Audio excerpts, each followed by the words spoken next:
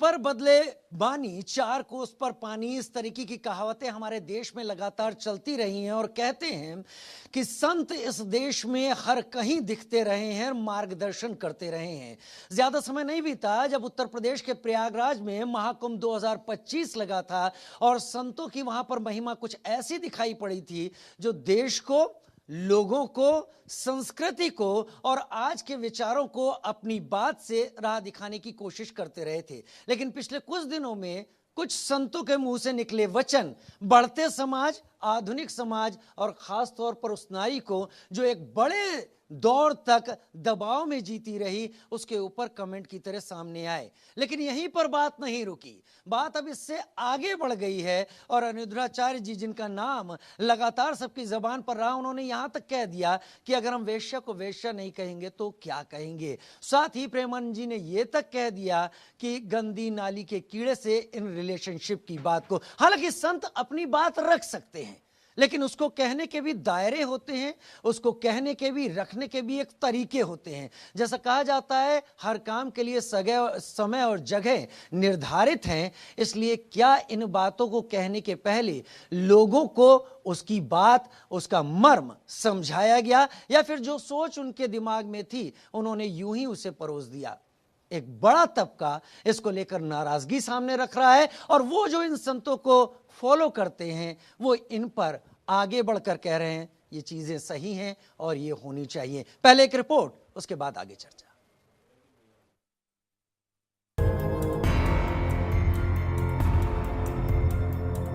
कथावाचकों का महिलाओं के चरित्र पर लांछन लगाना जारी है।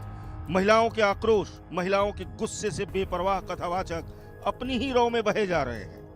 महिलाओं से माफी मांगने की जगह एक कदम और आगे बढ़कर उनके कैरेक्टर पर सवाल उठा रहे हैं। महिलाओं को टारगेट कर रहे अनिरुद्धाचार्य ने फिर से विवादित बयान दिया है। महिलाओं, लड़कियों के खिलाफ लगातार अनाप शनाप बोल रहे अनिरुद्धाचार्य ने लगता है मर्यादा की लक्ष्मण रेखा पार कर दी है। चौतरफा आलोचनाओं से घिरे अनिरुद्धाचार्य ने माफी मांगने, खेद जताने की जगह फिर से विवादित बयान दिया है।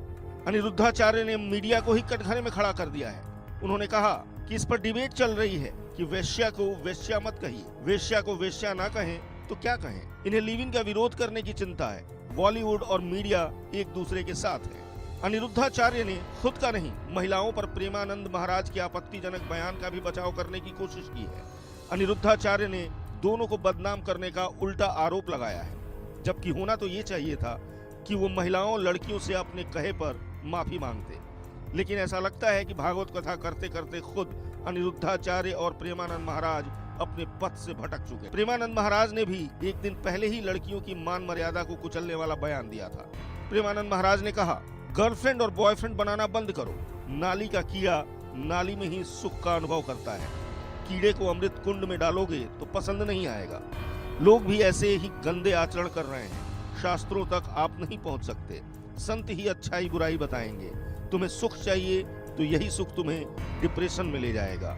यही सुख कई चीजों में फंसाकर जेल भेज देगा। कथावाचकों के इस तरह के बयानों से महिलाएं आहत हैं। उनका गुस्सा ऐसे कथावाचकों पर उबल रहा है। महिलाओं के चरित्र और उनके आचरण पर सवाल उठाने वाले कथावाचक प्रेमानंद महाराज और अनिरुद्धाचार्य जैसे कथावाचकों को शायद खुद समझ में नहीं आ रहा है कि वो क्या कह रहे हैं। आज के आधुनिक युग में जहां महिलाएं अंतरिक्ष को नाप रही हैं, उन महिलाओं को ये कथावाचक पाबंदियों में कैद करना चाहते हैं। Bureau report, India news.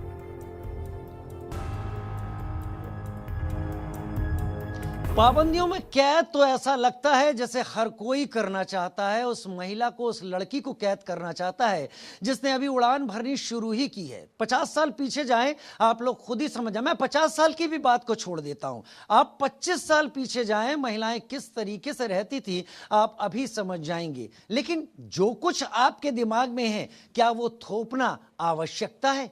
क्या ये तय करना उन बच्चियों के हाथ में नहीं है? उन बच्चियों को उस उम्र की दहलीज तक लाने वाली उनकी माओं के हाथ में नहीं है, जो उंगली पकड़कर अपनी बच्चियों को सारा ज्ञान दे रही हैं। हम चर्चा करेंगे कि संत कितने सही हैं, या इन संतों के अलावा वो जो अपने को बहुत प्रभावशाली समझते हैं, वो जो कह रहे हैं वही सही है। मेरे साथ कई खास मेहमान इस वक्त जुड़े हुए हैं। मेरे साथ यतिमा चेतनानंद सरस्वती जी इस वक्त जुड़ी हुई हैं, वैदिक स्कॉलर हैं। मेरे साथ आपको टीवी स्क्रीन पर दिख रही होंगी डॉक्टर नीतिशा मल्होत्रा मेरे साथ वैदिक स्कॉलर के तौर पर और एस्ट्रोलॉजर के तौर पर जुड़ रही हैं। एस्ट्रोलॉजी के तौर पर मैं ये भी जानना चाहूंगा कि नीतिशा जी, कुछ ग्रह की दशाएं हैं जो ये अच्छी बातें कहने वाले संत अब इस तरह से कहने लगे। खैर बाद में आऊंगा, मंगल का साल कहते हैं और कहते हैं कि इसमें लड़ाई झगड़े बहुत होते हैं। खैर, अमर जैदी मेरे साथ सोशल एक्टिविस्ट के तौर पर, कोई ऐसा नाम नहीं है जिनको लोग नहीं जानते, हम सब उनको सुनते रहे हैं। और डॉक्टर पारुल चौधरी वैदिक स्कॉलर और एस्ट्रोलॉजर मेरे साथ इस वक्त जुड़ी। आप सभी का बहुत बहुत स्वागत है। इसको बहस में तब्दील ना होने दें, चर्चा तक रखें, तो लोग इसको सुनेंगे और समझेंगे और हमारी कोशिश भी वही रहेगी। लेकिन अगर आपको लगता है कि समय आपको अपनी बात रखने का है तो फिर आप अपनी बात जरूर रखें, रुके नहीं। लेकिन इससे पहले कि हम चर्चा पर जाएं, हम इससे पहले कोशिश करते हैं उन सर्वे की जो हमने इन बयानों को लेकर जनता तक जाकर पूछे। सबसे पहले हम उस सबसे पहले सर्वे की बात करेंगे जो सवाल लेकर हम जनता तक पहुंचे, लोगों से जवाब हासिल किए। पहला सवाल था कथावाचक अनिरुद्धाचार्य, जी हाँ, कथावाचक अनिरुद्धाचार्य के वेश्या वाले बयान को आप किस तरीके से देखते हैं? 17% लोगों ने कहा कि वो इससे सहमत हैं। उन्होंने जो कहने की कोशिश की है, जो समझाना चाहा है, वो सही है। अब 13% सहमत है, तो जाहिर सी बात है 77% लोग ऐसे हैं जो इससे असहमत हैं। इसे शब्दों को रोकने की कोशिश, कहते हैं ना, जबान से निकली बात अगर पहले ही रोक ली जाए तो बहुत कुछ रोका जा सकता है। और 10% ने कहा वो इस पर कुछ नहीं कह सकते। दूसरा सवाल, मशहूर संत प्रेमानंद ने युवाओं को गंदी नाली का कीड़ा कहा है। आप इसको किस तरीके से देखते हैं? इसके जवाब में 18% लोगों ने कहा कि वो उनकी इस बात से सहमत हैं। वो मानते हैं प्रेमानंद जी ने जो कहा, जो समझाने की कोशिश की, सही है, भले अभी लोग समझ ना रहे हों। लेकिन 79%, 79% लोगों ने कहा वो असहमत हैं। आपको कुछ भी कहने का अधिकार नहीं हो जाता। और 3% लोग यहाँ पर ऐसे थे जो इन सब से असहमत थे। मैं एक एक करके चर्चा के दौर को अपने मेहमानों तक ले जाना चाहूंगा। सबसे पहले यतिमा चेतनानंद सरस्वती, मैं आपको ही मौका दूंगा। कोशिश करूंगा कि आप 2 मिनट के अंदर पहले अपनी बात रखें। और पहली बात मेरी आपसे अनिरुद्धाचार्य के बयान पर, वेश्या शब्द का इस्तेमाल, इसको बोलना, क्या इसको बोलने से पहले इस बात को सोचा जाता है कि जो उस बाजार में जाकर लड़की खड़ी हो जाती है उसके पीछे की मजबूरियां क्या है? वो किस स्थिति में वहां जाकर खड़ी हो गई है?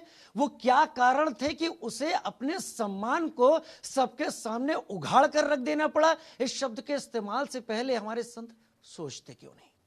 देखिए राजीव जी, जो बात आप कर रहे हैं, एक बच्ची को जिस परिप्रेक्ष्य में, जिस संदर्भ में ये चर्चा प्रारंभ हुई, वो संदर्भ था कि बच्चियों को, पुरुषों को, या हमारे आज के युवा वर्ग को जिस समय उनके पढ़ने का समय है, जिस समय अपना कैरियर बनाने का समय है, उस समय उन्हें वासना में रत नहीं होना चाहिए।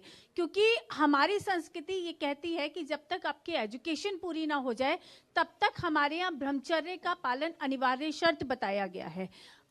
जब कम आयु में या कुछ और आयु बढ़ जाने पर बच्चियाँ या लड़के मल्टीपल रिलेशनशिप्स में इन्वॉल्व होते हैं, जब वो आगे बढ़ते हैं और एक के बाद एक पार्टनर बदलते हैं, तो उसकी परिणति कहाँ जाकर होती है, उसका अंत न जाने कितनी बच्चियां वैश्यालों में इसलिए भेज दी जाती हैं क्योंकि उन्होंने कम आयु में किसी से प्रेम किया और वो उस प्रेम के विश्वास पे उसके साथ चली गई और उसकी परिणति कहाँ हुई? वैश्यालों में।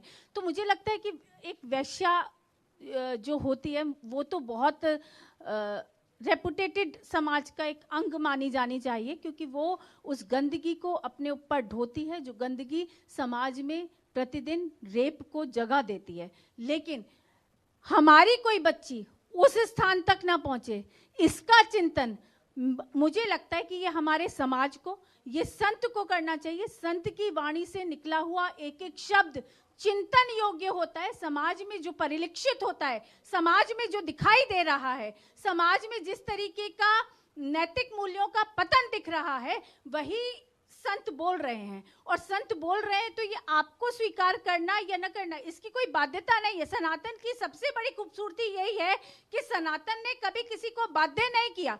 सनातन ने ये नहीं कहा कि नहीं, अगर आप ये नहीं मानोगे तो सनातन से जुदा हो जाएगा। सनातन ने कहा कि ये दिशा है, ये मार्ग है, इस मार्ग पर आपको चलना चाहिए। यही उचित मार्ग है जिससे आप अंतरिक्ष तक की उड़ान भर सकती हैं। हमारे यहाँ तो महिला को विदुषी और वीरांगना कहा गया है। हमारे यहाँ तो महिला को सर्वोच्च स्थान दिया गया। सनातन में सर्वोपरि स्त्री का स्थान है, क्योंकि हम माँ हैं, हम जननी हैं। और अगर हम पथभ्रष्ट हो गए तो निश्चित रूप से आने वाला जो देश का जो परिदृश्य है वो बदल जाएगा। पहली गुरु माँ होती है। तो पहली नहीं, पहली वहीं ला रहा हूं मैं, आ रहा हूं, चर्चा को अब आगे बढ़ाऊंगा। अंबर जैदी मेरे साथ इस वक्त जुड़ी हुई हैं। आपने कहा कि इतनी कम उम्र में वासना की तरफ अगर बच्चियां जाती हैं तो उसको रोकने की कोशिश होनी चाहिए, लेकिन उसके साथ ये तमगा लगा देना, अब मेरे ख्याल से मैं ज्यादा दूर की बात नहीं करूंगा, 60-70 साल पहले चली जाइए, 13-14 साल की उम्र में लड़कियों की शादी हो जाया करती थी और 16 साल की उम्र तक बच्चे हो जाते थे। वो समाज क्या था? अंबर मैं आ रहा हूं। अंबर, क्या वेश्या शब्द का इस्तेमाल, मैं कह रहा हूं उसको प्रतीकात्मक तौर पर भी खारिज किया जाना चाहिए। उस लड़की के आंखों में आंखें डालकर देखने की हिम्मत किसी के पास नहीं होगी। राजीव जी, मैं जो सवाल आपने किया है, मुझे लग रहा था कि शायद मुझे मौका नहीं मिलेगा इस पे बात करने के लिए, क्योंकि यतिमा जी ने उस पर काफ़ी बात कर ली थी। ये बहुत तकलीफ देने वाला एक शब्द होता है। मैंने हज़ारों महिलाओं के साथ, बच्चों के साथ, उन बच्चों के साथ काम किया है जो सिर्फ प्यार में पढ़कर उनको कहीं पे वैशालियों में नहीं बेचा जाता। उनके परिवार के पिता, माँ, मामा, भाई, उनकी बहनें, उनके सगे खून के रिश्तेदार उनको बेच देते हैं धोखे से। और कई सारी जिनको नहीं पता है ना, जो ये वैश्या शब्द का इस्तेमाल ऐसे ही कर देते हैं बड़े बड़े मंचों पे और बड़े बड़े पदों पे बैठकर। वो जरा आकर, यतिमा जी प्लीज मुझे मेरी बात रखने दीजिए, प्लीज प्लीज मेरी बात रखिए। आपने अपना पूर्ण समय लिया और मैंने आपको इंटरप्ट नहीं किया। प्लीज इनको रोकिए, मैं इस तरह से बहस नहीं करूंगी। वैश्यालियों में ऐसी न जाने कितनी बेटियां बैठी हैं जो सिर्फ प्रेम के पास से अगर वहां तक पहुंचाई गई, जो सिर्फ धोखे से उनके प्रेमियों द्वारा वहां तक पहुंचाई गई। ठीक है, अगर आपने काम किया है तो निश्चित रूप से ये आंकड़े भी आप अगर इस तरह से बात रखेंगे, आप अगर इस तरह से जनरलाइज करके बात रखना चाहती हैं। अंबर, आप अपनी बात आगे बढ़ाएं। चेतन जी, आपको समय पूरा मिला, मैं जब ओपन टू ऑल में आऊंगा तब आप लोग अपनी बात रखिए। अभी सब अपने दिल की बात रख दें। देखिए, मैं अपनी बात रखना चाहूंगी और मैं उम्मीद करती हूँ कि मेरे समय में कोई इस तरह से इंटरप्ट ना करे। अब मैं ये कहना चाहती हूँ कि जो वैश्या इतनी आसानी से बोल देता है बड़े मंच पर बैठकर, और इतने बड़े पद पे तो बैठकर हम ये उम्मीद करते हैं कि जो वर्ल्डली जजमेंट्स होते हैं वो स्थान पर बैठे लोग उससे ऊपर होते हैं। वो ये देखते हैं कि इंसान की बड़ी मजबूरियां होती हैं। बहुत सारी बच्चियां, महिलाएं जो इस तरह के जगहों पर डाली जाती हैं, उनका उसमें कोई रोल नहीं होता। कोई भी महिला, कोई बच्ची अपनी खुशी से वैश्या नहीं बनती है। आप देखिए महिलाओं का कितना बच्चियों का शोषण होता है। आपके रोंगटे खड़े हो जाएंगे अगर आपको मैंने केस स्टडीज लाके दे दिया। आपकी बात बिल्कुल सच है कि प्यार के जाल में भी फंसाकर बच्चियों को वैश्यालयों तक पहुंचाया जाता है। तो सिर्फ यही आप अगर फोकस करें कि आप वैश्यालयों में प्रेमी के द्वारा जाल में फंसकर जा रही है, उन पिता, माँ, बाप और बहन भाइयों से कहिए। देखिए, आप फिर से बोल पड़ी, ये तरीका नहीं है। फिर अगर आप यही चलेगा ना तो मैं किसी को पूरे आगे 50 मिनट किसी को नहीं बोले दूंगी। और मेरा गला बहुत ऊंचा है, बहुत तेज है, मैं किसी से नहीं छुपूंगी। ये गलत तरीका है। अगर मेरा समय है तो मुझे मेरी बात रखने का मौका दिया जाए। सवाल ये है, अगर आप मार्गदर्शन कर रहे हैं उन वैश्याओं का, तो उन वैश्याओं के वैश्यालयों में जाने वाले हजारों करोड़ों मर्दों का मार्गदर्शन क्यों नहीं हो रहा है, जो अपनी वासना को भोगने के लिए वैश्यालयों में जाते हैं? आप उनकी वासना पे कब बात करेंगे? उन वासनाओं पे कब बात होगी? हर चीज का ठिकरा, हर चीज का जिम्मा वैश्याओं का, महिलाओं का, बच्चियों का है। घर में बैठी जो माएं हैं, जो अपनी बच्चियों की परवरिश करती हैं, सबसे ज्यादा जिम्मेदारी है, सबसे ज्यादा करीबी से उनको फिक्र होती है कि हमारी बच्चों के साथ कुछ गलत ना हो जाए। लेकिन किसी के साथ भी अगर गलत हो रहा है, अगर विक्टिम को ही हम उसका विक्टिम शेमिंग करना शुरू कर देंगे तो हम मैच्योर नहीं है। हमारी